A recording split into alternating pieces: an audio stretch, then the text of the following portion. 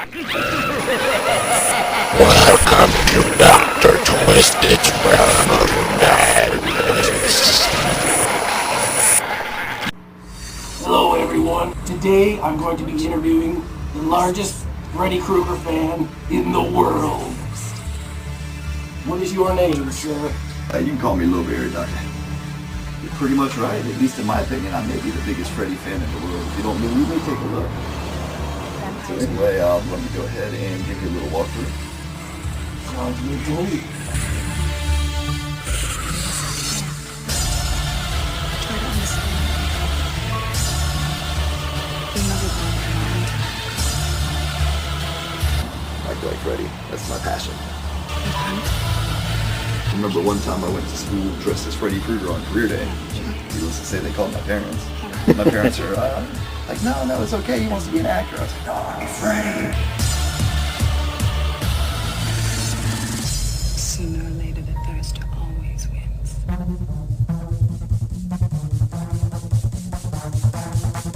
Can you remember when your Freddy Krueger obsession first began?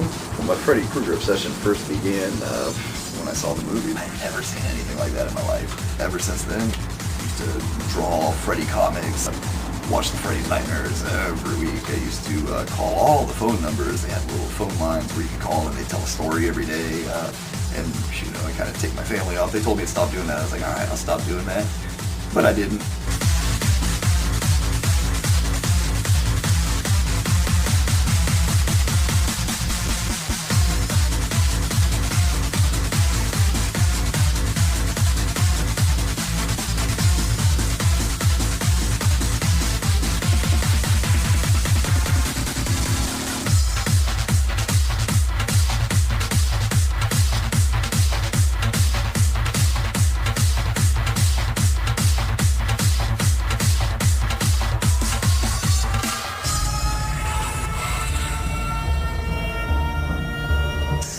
You got a wallet? Oh yeah, Freddy keeps track of your cash. exactly.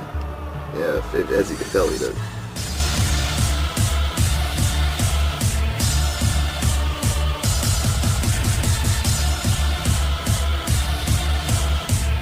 You have a favorite piece in your collection?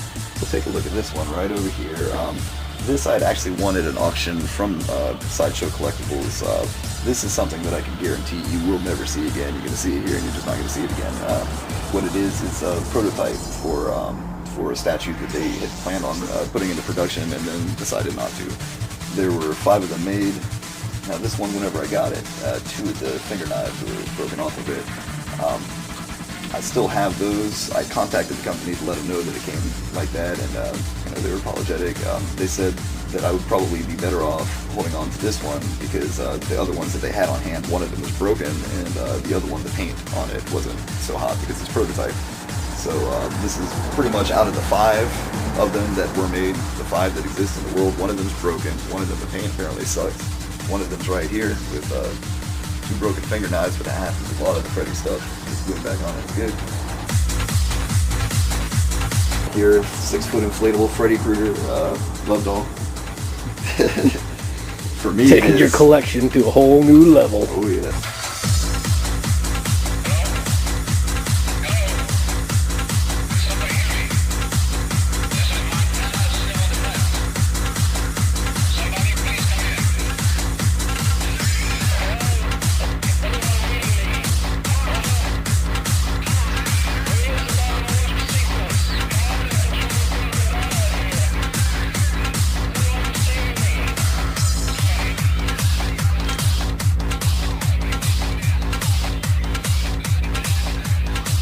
Turd dressed up like Freddy Krueger.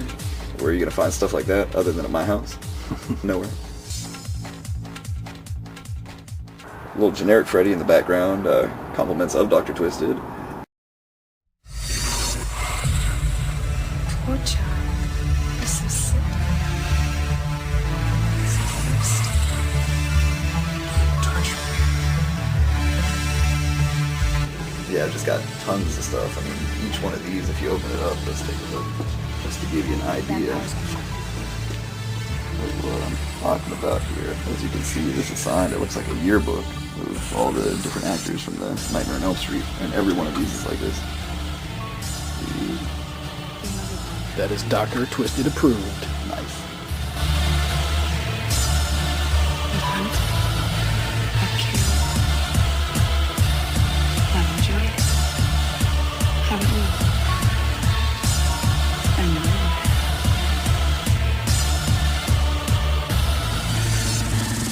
Sooner or later, It's really used for gambling, but instead of gambling money, what they would do is they would have little balls, like Dr. Twisted. No.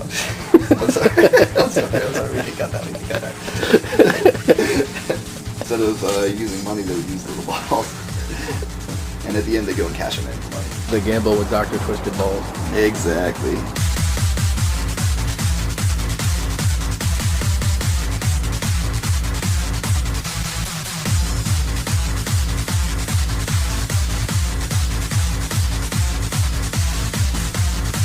That's pretty funny that they made a Freddy lighter since he died by fire. That means, yeah, exactly. Let me see if it does it. Ooh. Alright. I think at one point it may have laughed. Or maybe I made that up and burned myself for nothing. But, But you're well on your way to becoming the next Freddy. yeah, that's me right there. Right there. I remember I brought this into the house and freaked my wife out, man. I set it up in there. She didn't want it in the house at all. But I wasn't having that, so I kept it in the house for a little while. But the first few days that it was there, as soon as she'd come out of the bedroom to go take a shower in the morning, that'd be the first thing she'd see, and she'd always think someone was in the house. Freddy terrorized her.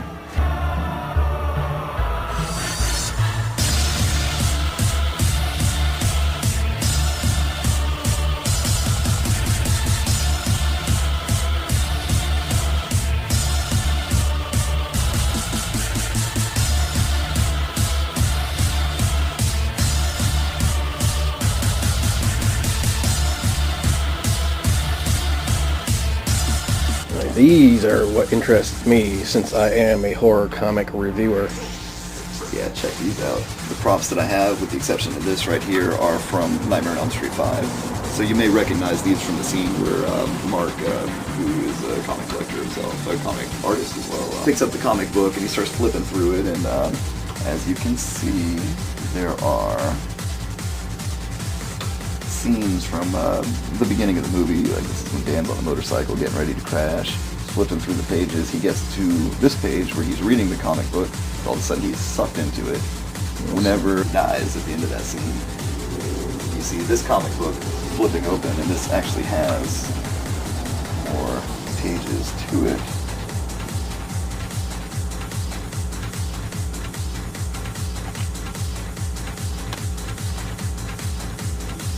There he is fighting Super Freddy. Blasting him to hell, getting cut to hell, and that's pretty much it. And they have these beautiful, beautiful advertisements in the background. You'd almost think that was real, but it's not. Now these comics are real. This is a series called Nightmare on Elm Street: The Beginning that was put out by Innovation, and it was a 3-part series. They put out the first one, and they put out the second one, and then they went bankrupt. Didn't put out a third one. So one day I'm reading these, and when I went to the Texas Fear Fest, that I realized that it was unfinished. And I was like, wait, am I missing something here? So luckily, Andy Mangels, who wrote some of the story and did some of the art, was there to clarify for me. And what had happened was they went bankrupt. They weren't able to put the third one into production. But what he did for the Texas Fear Fest is he put together what he calls an ash can, where it's partially completed. There is a lot of artwork in there. Some pages where there wasn't art drawn up for it. There's just text. But basically, this is the third part of this series. This is something. He put it together just for this, and he said it was too much of a pain in the neck. He's never doing it again. So, good stuff. Autograph. Andy Mangels. Pleasant Screams. It may not be the biggest collection. It has some of the rarest things that you'll ever see in it. It's all for sale. There's no joke. If you see anything you like, get in touch with me. It's, what do you want? I got it. Before it goes on sale, I just might have to beat you down, turn you into a mutant, and take all your collection. Jesus, man. We didn't discuss this. What's going on? Doctor? thank you, Lowberry, for showing us your Freddy Krueger collection. Well, thank you for having me, and Thank you for tuning in to Dr. Twister's Realm of Madness.